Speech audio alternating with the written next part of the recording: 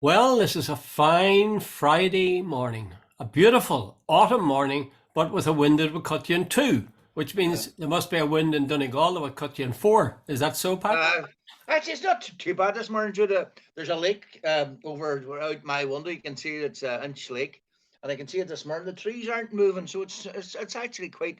Now, Uh-huh. what was Wednesday?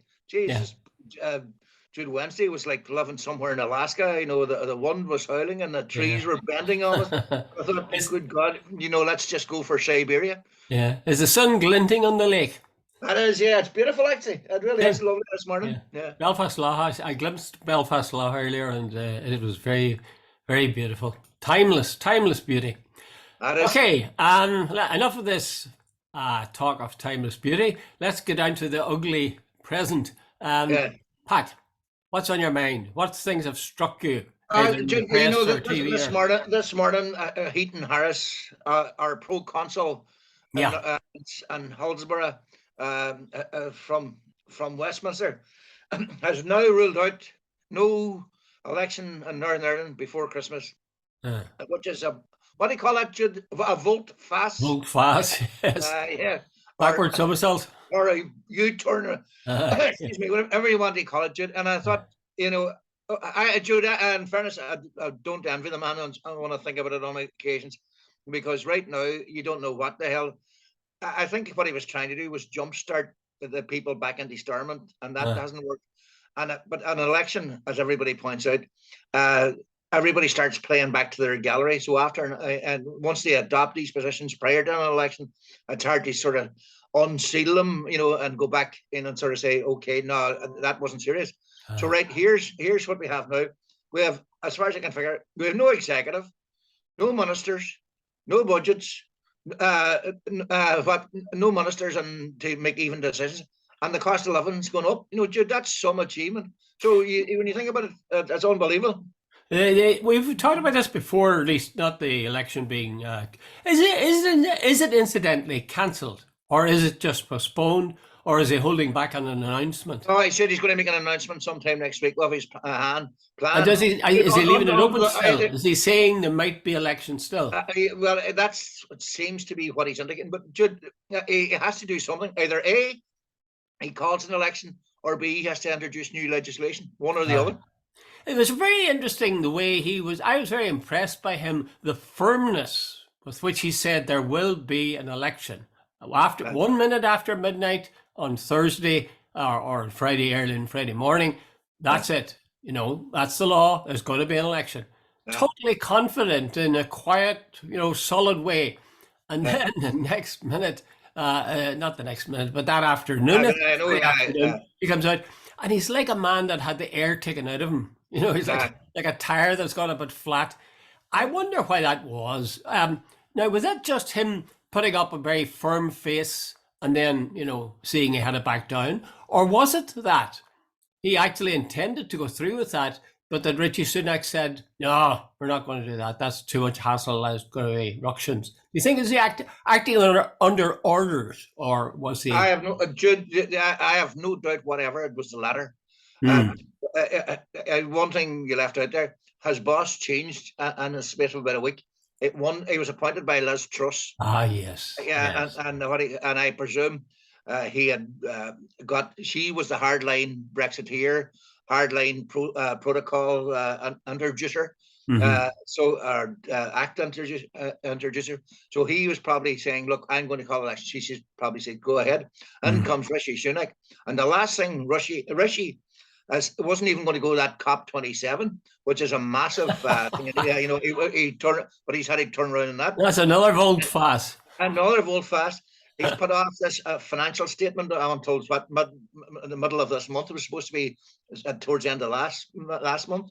Uh, and I think the last thing Rishi Sunak and his government right now want is a trade war with the EU. After all, yesterday they announced a Bank of England rate increase again.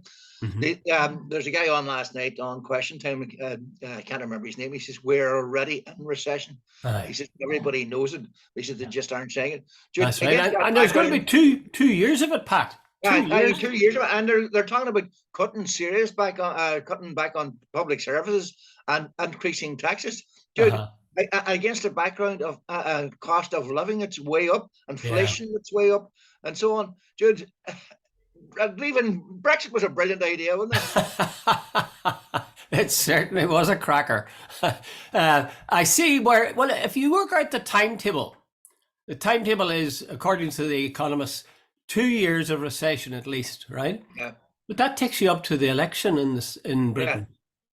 Now, the Tories are not looking too hot at the moment. If they go through 2 years of recession, I wonder, is it conceivable they'll even win seats? I presume that the thing they're planning is, right, we take the medicine now and we cut down inflation and we get things reasonably in order. Yeah. Come about 2024, you know, the budget, we can announce tax cuts and an increase in public spending, and things are looking good. I presume that's the plan. But you know, the last thing, Rishi Sunak, I forgot to mention this, the last thing they really need right now is a big trade war with the EU. They just don't have, I know somebody said that was a great expression. Somebody said they don't have the bandwidth for that. They've got so many other things piled in there. So I would say Rishi Sunak said to Heaton Harris, look, no elections in the north. Go chat to Simon Coveney. Try and get the EU on board. Try and get a deal that suits both of us, and we can sell. And then, and by the way, I think that he's probably going to somewhere down the line saying to unions, like it or lump it, here's the deal. Actually, that sounds like, that's what Rishi said to him, essentially. That sounds like fairly good advice to me. But I must say, I like your image of, you know, the Tories piling on the pressure. It's like a man strangling you for a whole day, and then at the end of the day he takes his fingers from your throat. You say, oh, thank God, thank you, I'm glad you stopped that. So, but dude, the pressure must be pretty severe this last week. Dude, I wouldn't fancy being a government minister right now. Like, you would, Pat. Look at the money you'd be making. When you see, it's just one unholy mess. Absolute total chaos. But the terrible thing is, Pat, I don't think there's a way out of it. I really don't. I'll tell you now, I do not believe that Britain will get anything like back to normal, so to speak, until it does some deal with the EU, some sort of single market deal or something. They really have to. What amazes me is that people, you know, still believe in Brexit. I suppose it's natural too. If you really put your heart and soul and you say, yes, definitely we need this and we have to have it, and you fight like mad and you get it, and then you suddenly realize, oh God, I shouldn't have done that at all. I mean, most people don't have the guts to go and say, oh look, I made a screw up of that. Most people say, well, it was a good idea. Do you ever take, something wrong, say with a radio, and you take a bit of it apart, and then suddenly you're going, oh Jesus, I shouldn't have started this at all.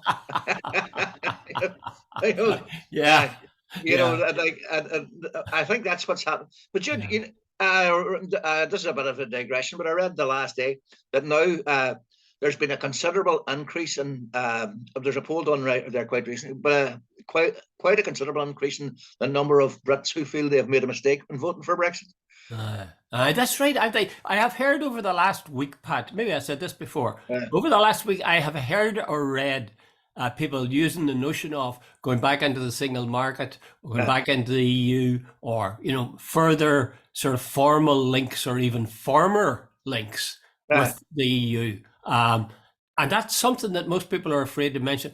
You see, the thing is this, if Sir Keir Starmer had any smarts at all, he would say I suspect he believes in his heart that they really shouldn't have left the EU. And he would say, look, we see this, we accepted it, but I have to tell you now, look, folks, look at the way that things have been since Brexit. Let's think again. But they're terrified of doing that because people who voted for Brexit in the past, even despite economic turmoil, they still will find it difficult to admit that they did the wrong thing. Do you think that's it? I think that's it. Jude, now, there's one proviso I think, possibly after the election, if Labour wins it, they might have the balls to sort of say, right, look, we have to revisit this, that there's a lot going on here, that we need to sort the country out. Yeah, yeah. I think it would be anathema for Labour. They're playing. They've almost, what is it? They scrubbed from their vocabulary the word Brexit. They don't That's mention right. it at all. And it's unbelievable. Like, look at everything. They're in chaos. They don't know what they're doing. Their economy is going down the pan. But Boris Johnson, he thought he could do anything, and there was no consequences. They have found out that very, very hard way that if you start playing stupid politics, the markets, even their own markets, sort of don't agree with you, and you pay a price for that. Yeah. Britain was actually is now considered one of the sick men of Europe. Oh, the sick man of Europe. Yeah. So, and that, but Jude, this is what the sixth richest country in the world is. Yeah, You know. yeah. It's disastrous. Although I have to say, that they're very lucky in their enemies, the Tories. What do you mean? Starmer, well, people say, look, I would vote Labour, but, all they're doing is objecting to what the Tories are doing. Yeah. They don't seem to have any sort of vision or plan. Labour under Starmer's biggest selling point is they are not the Tories. That's not that it. you like them. Yeah. That's it. I mean, that's pathetic, really. That really is pathetic. It's not as if they haven't had long enough to plan for it. Like, they've been out of office for the last 12 years.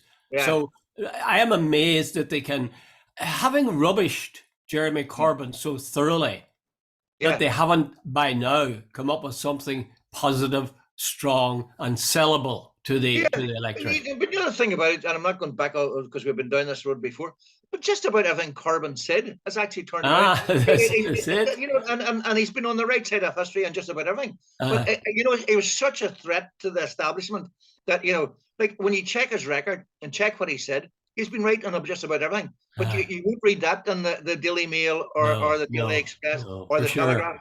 For sure. Now, they said something similar about Rishi Sunak. That Rishi Sunak warned Liz Truss during the election campaign for leader that if she did that, such and such things would happen. And sure enough, she did that, and that's what happened. The markets went mad. So there's a certain similarity there between Jeremy Corbyn holding out a vision that actually these people ignored and everybody's paying for it in the UK. Certain similarity there between that and Rishi Sunak and Liz Truss. Before we leave us, do you think Britain would have the balls to go back in or to seek to go back in, or is it such a hot potato that was so divisive for so long that even they would nearly eat grass rather than apply to go back in? Well, you see, you used the word Britain. I think it comes down to parties. Yeah. There's no way, as I see it, there's no way that the Tory party can say, okay, we're going with Remain. I don't think so. Although some of their main people actually were Remainers. But wasn't Liz Truss a Remainer even? Wasn't she? At one stage, yeah. So at the same time, they're so deeply... well, maybe an economic lesson would change many minds. A blow over the head is very helpful. Seeing the word right. Taking back control, and we've got our independence back. Yeah. It's really. I suppose it depends on how bad things get. If things get really bad, I guess people will say, "Look, is there an option? Is there an escape route?" And back into the EU. Okay, let me there. I go there. I'd rather that than I would starve or haven't got a job or I just can't pay the rent or whatever it is. But there's something kind of, I don't know what about Keir Starmer and the Labour Party. They just don't have any strength of vision. They're afraid, they're terrified of using, as you said, I think, the notion of the EU or rejoining the EU. That seems to me sort of pathetic because it is a real. I mean, that is an escape route and it's worth talking about, or is it? Have they talked that out? No, I don't know what they've done with it.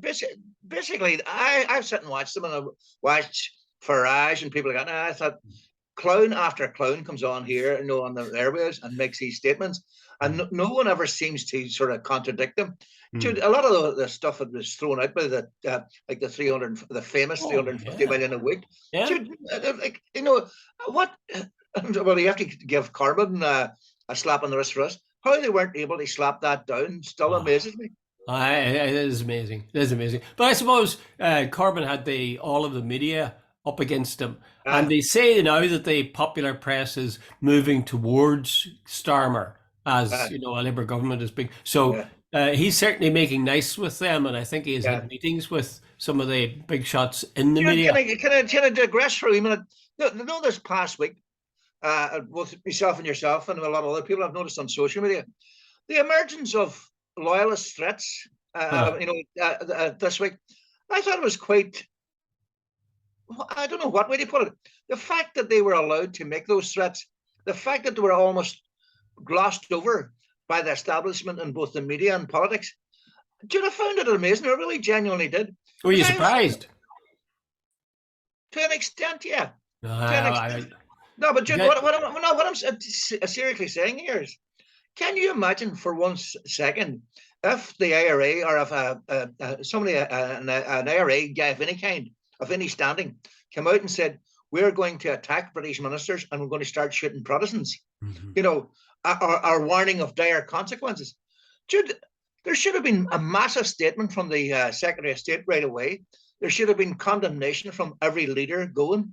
Well, starting with the DUP and the UUP. Yeah, I found it amazing, Jude, that was allowed to stand, and that one person, I know you might be well found, William Crawley or Colley on Talkback, when that statement was read out, he really did go for it.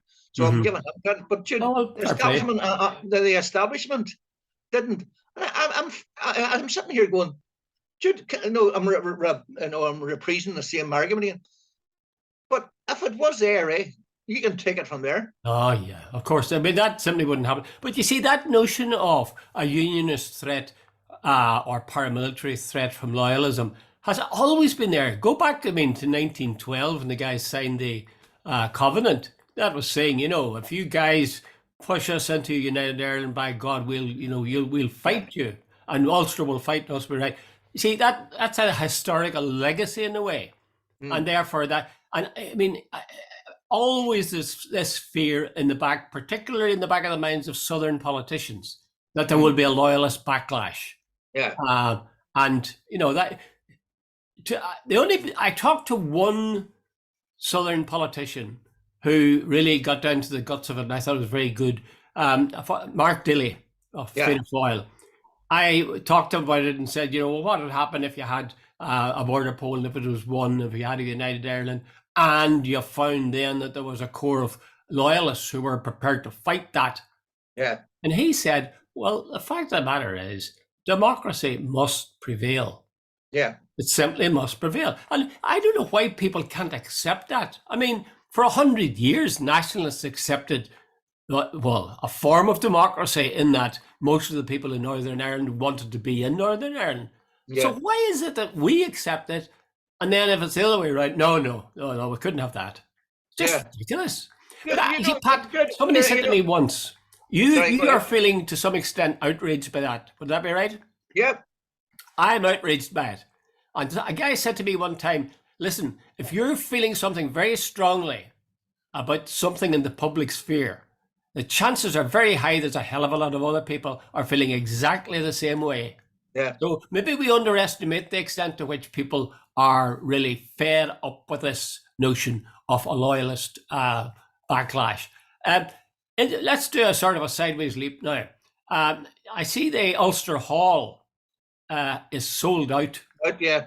And I was trying to get somebody that would get me a call of tickets. I'm so disappointed with that because I was definitely going to go to that. Yeah. There's a number of people speaking. Obviously, the main man is Colin. Harvey. Professor Colin, what's his name? Colin Harvey. He's the main speaker. He's the face on the poster. But there's also a guy called Glenn Bradley. Yeah. He was in one of my books.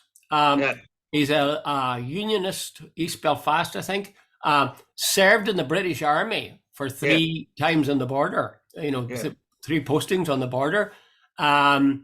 He joined the British Army essentially because he thought it would be useful as a paramilitary or a loyalist paramilitary. But then, that was something that vanished. And now he's a businessman and quite a successful businessman. And I interviewed him. It was somewhere close to Belfast City Hall. and he said, I work in stones and quarrying and that kind of thing. He said, don't they call that aggregate? yeah, whatever they call it. He said, Yeah. out there, look out there beside Belfast City Hall, the road there, that's part of our work. You know, we supplied stuff, so, and he was very critical, for example, of at the time Arlene Foster.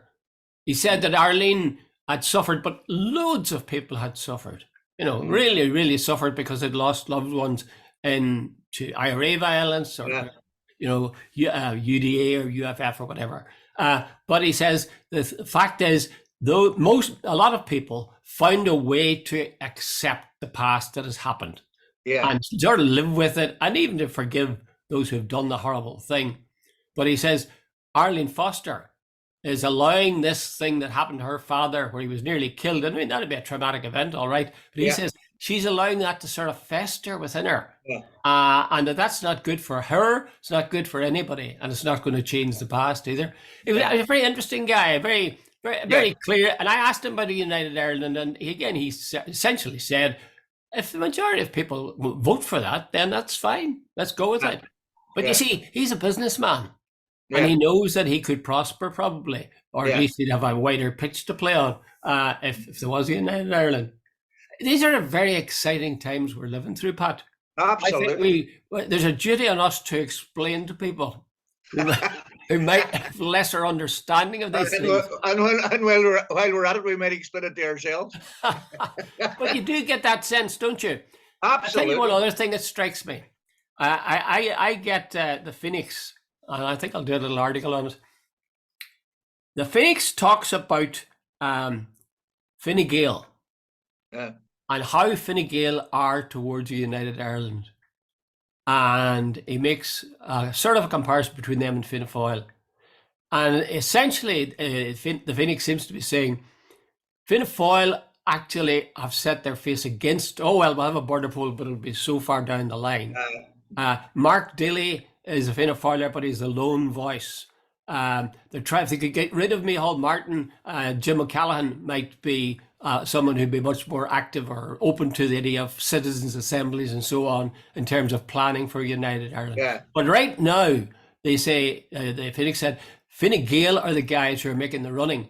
They said, for example, that guy, the man who's always wheeled out the TD for Fine Gael to talk about... Neil Richmond.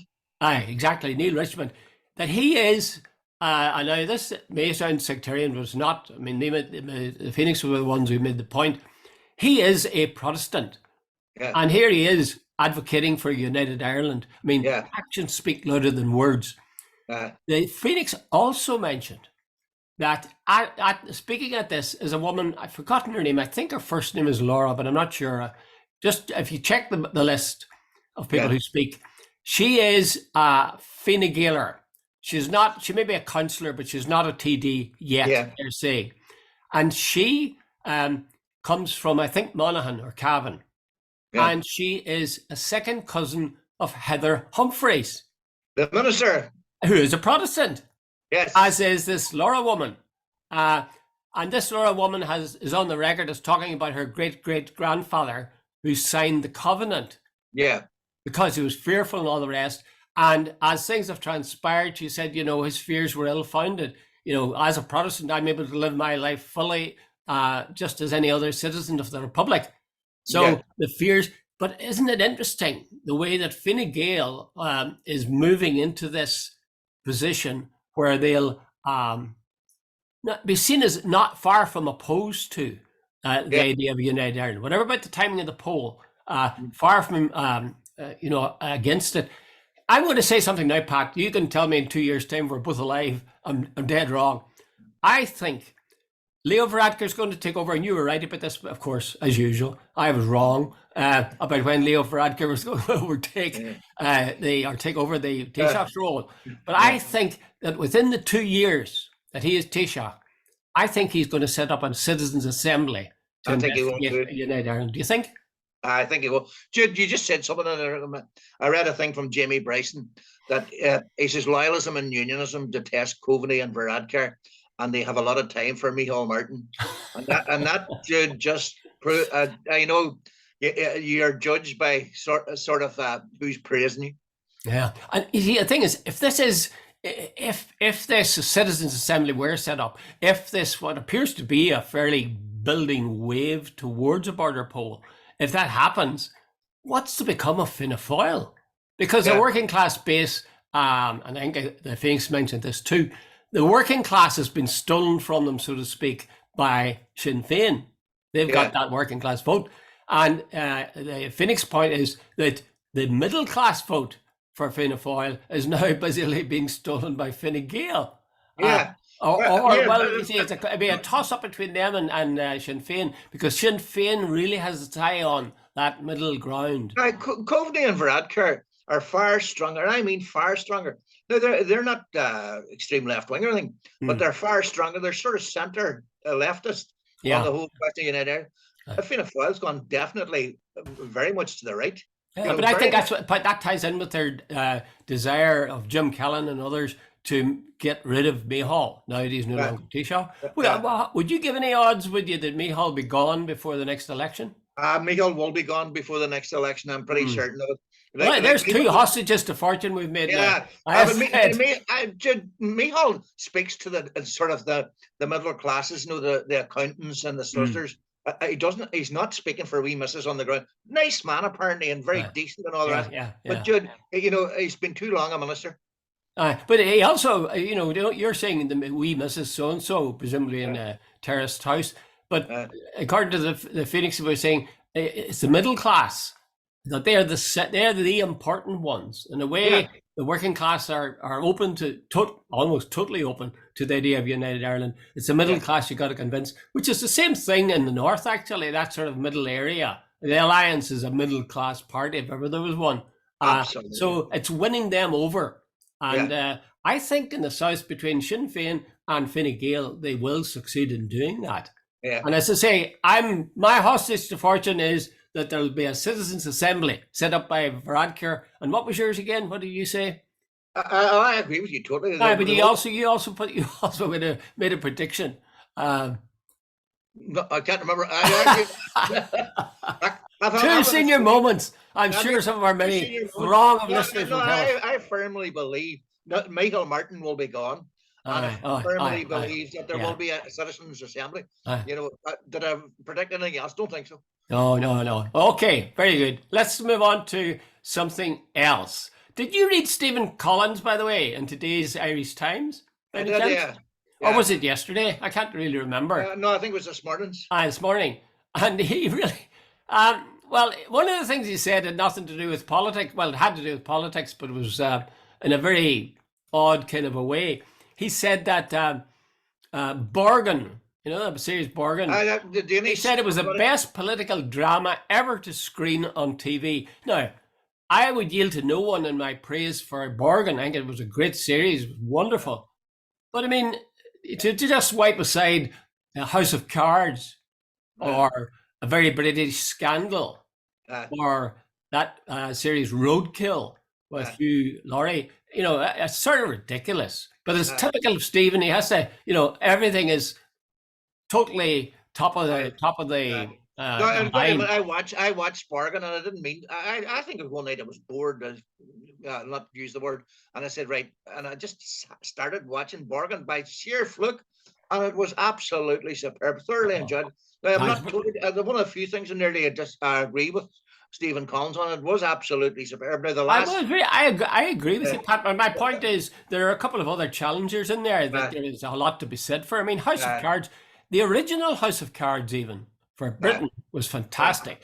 The House of Cards before your man dirtied his copybook was just brilliant. I mean, but even the comedic Yes Minister was very, very good too. And A Very British Scandal. My God, Jeremy Thorpe. I think everybody agreed. That was absolutely superb. Couldn't believe how good you but of course, Stephen's agenda was to say to bash Sinn Féin once again. Yeah. Basically, what he's saying is the middle ground, and there's an election there in Denmark, and the Social Democrats were supposed to. Bette Summerson or someone was the leader of the. I can't remember her name. The Danish Social Democrats. Anyway, she was expected to lose In Yeah. actual fact, she improved her position. She made a balls up. She during during COVID, she called for the extinction of all the minks, and That's right. He was saying that. Yeah. based on erroneous medical advice. Anyway, bottom line was it turned out to be fake, and 3,000 farmers lost their lives, and the economy was hit. But anyway, she bounced back, and they're saying that what Stephen was saying to Fianna Fáil and Fine Gael, stick to your course, stay steady, and don't give in to populism. Populism equals Sinn Féin, of course. Tell us this now. He was objecting. The reason for his article, at the centre of it, was the fact that Eoin O'Brien had called for the sacking of the chief economist in the Department of Finance because, in Stephen's words, because he wrote an internal memo which Sinn Féin didn't agree with. Now, I'm sure there's more to it than that. But since then, O'Brien has apologised. Is that a no-no? Are you not allowed really to criticise civil servants? Well, no, Jude, in fairness, the civil servants wrote an opinion. He's quite entitled to write an opinion. And I think O'Brien shouldn't have called publicly for his sacking. Now, he could have had an argument with the man, but to go public and say this man should be sacked for disagreeing with us didn't look right. And it's a wrong thing to do. The party disassociated themselves from it right away. So O'Brien was wrong. By the way, too, it's been made out to be sinister. It wasn't. It was something in the heat of a debate. This man should be sacked for that. It's ridiculous. He shouldn't have said it, but politicians say things. I suppose the fact that it came from O'Brien, who's usually so cool and clear and logical. That it drew all. Dr. Collins, can we move on to something? Because what would you like to move on to? Would you like to move on to Father Sean Sheehy, the priest down in Kerry? It's dominated, yes, okay. It's dominated the airwaves on RT. Okay, let me summarise what Father Sean said.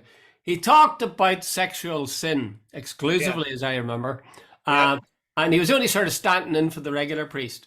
And his homily, he said, if people were approving of homosexuality, it was a sin, mortal sin. If they were approving of divorce, it was a mortal sin. If they're approving of abortion, it was a mortal sin. If they're approving of contraception, it was a mortal sin. And his grounds for saying so was, that's the teaching of the Catholic Church. Yeah. Now, immediately his bishop came out and said, don't listen to this guy. That's not the God we believe in, etc. What's your own reaction to it, Pat? And I'll tell you what I think. No, I saw the reason I'm pushing it along because we've only about 5 minutes. But I saw quite a lot on social media, and there's a lot of right wingers come out. This man was preaching the word of God, and so on, so on, so on. Mm-hmm. Dude, as far as I'm concerned, he was preaching absolute intolerance. Now, you can be brought up to believe anything you believe, but the last I heard, we're all creations of God.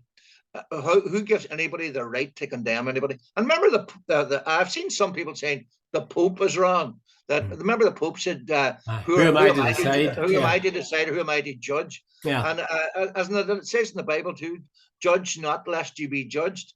Dude, a lot of the things that by the way, Father Sheehy also said that the things about what Magdalene laundries were grossly exaggerated to bash the church, and that the whole story around that wee girl, Indian girl, having a platter, or whatever, Savita having a platter. I can never pronounce that name, so excuse my ignorance. But what he said, that was grossly exaggerated as well. So Pat, this guy is throwing out rubbish. Yeah, you think it's all rubbish? Well, the God that he was presenting, if you like, I wouldn't accept either as somebody who's a sort of a practicing, more or less Catholic. That notion of a God who says, don't do that, don't do that, don't do that, and it's all sex anyway, so don't do this. I would reject that. But you see, he said, this is the teaching of the church. And do you know something? He's right. It is the official teaching of the Catholic Church. Yeah. So there's a kind of a schizophrenic, dare I say, given your experience by using that word one time. Is there a sort of a schizophrenia here that the Catholic Church, even the bishops are saying God is love, the Pope is saying God is love, and we shouldn't be judging people, and yet their official teaching is saying, you should judge them. This is a sin, this is a mortal sin, this is a mortal sin, this is a mortal sin. Yeah. In some ways, Well, one other thing just to mention with regard to the good father, Sean, he spent his life working in the States, I think, in Yeah, Baton Rouge, yeah. which is that down south somewhere? That's down south, isn't it? So it And would be kind of your uh, radical evangelist. fundamentalists, really, or Yeah, yeah. most traditional. No, But but anyway, you do you know, not think there's some merit in that, Pat? That the guy was saying this is the teaching of the Catholic Church, and I'm a priest, but and I is believe in that it. still the teaching of the Catholic Church? Is that not about the 1930s? You I know, know it's you- no, Pat. They nobody has ever withdrawn the claim that contraception was a sin. Nobody's ever withdrawn the claim that divorce is a sin, and so on. but you know that I used to think about. Remember they claimed that the Catholic Church about contraception. That Yeah. remember they claimed that the rhythm method was okay. Well, Richard, that occurred to me. If one method is okay, so is the other.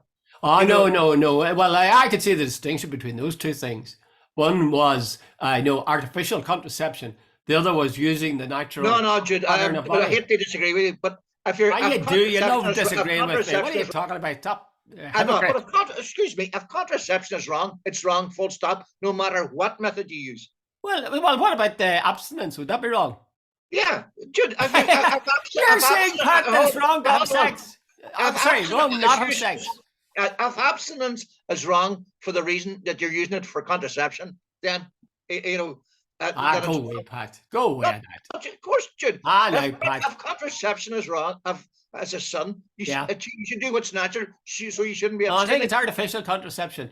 I mean, That's but bollocks, Jude. Pat, if I'm just trying to think of an example of it. I mean, Well, I you've got know a some month. people who have lived. I'm thinking of a particular person. I'll not mention their name.